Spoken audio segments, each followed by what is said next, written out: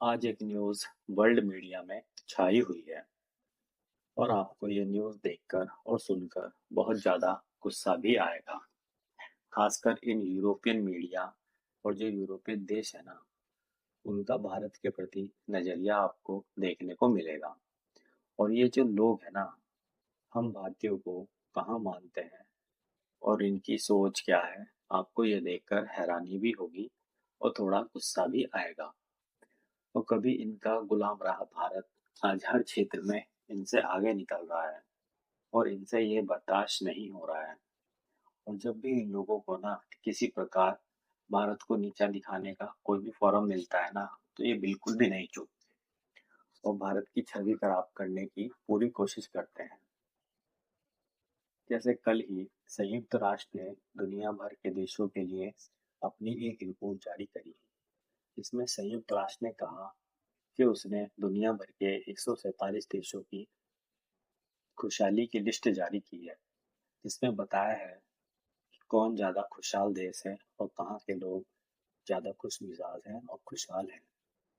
हम भारतीय को ये जानकर थोड़ा दुख होगा कि जो 147 देशों की लिस्ट जारी करी है ना, उसमें हमें 118वां स्थान मिला है, जो पिछले साल के मुकाबले 8 पायदान ज़्यादा है।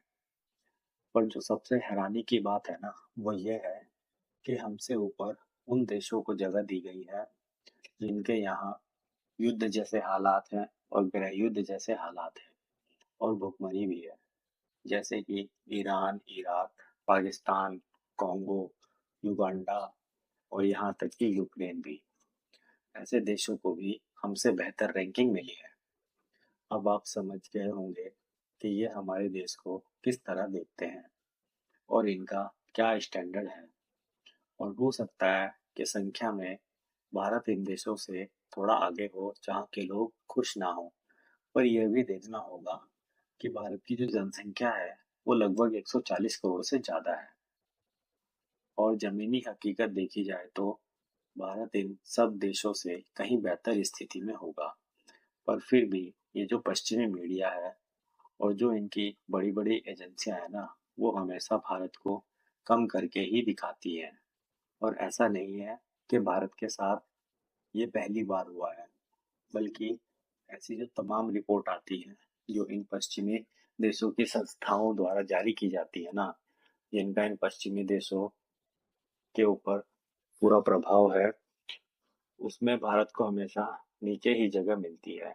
जैसे कुछ महीने पहले ही ग्लोबल हंगर रिपोर्ट आई थी, जिसमें भारत को ना युगांडा के बराबर स्थान मिला था। जी हाँ, युगांडा के बराबर।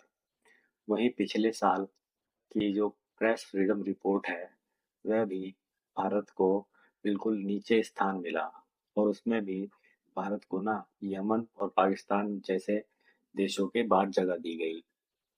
जबकि यहाँ तो अभिव्यक्ति की आज़ादी के नाम पर किसी को कुछ भी कह सकते हैं और कोई भी खुलेआम पीएम तक को गाली देकर आराम से निकल जाता है।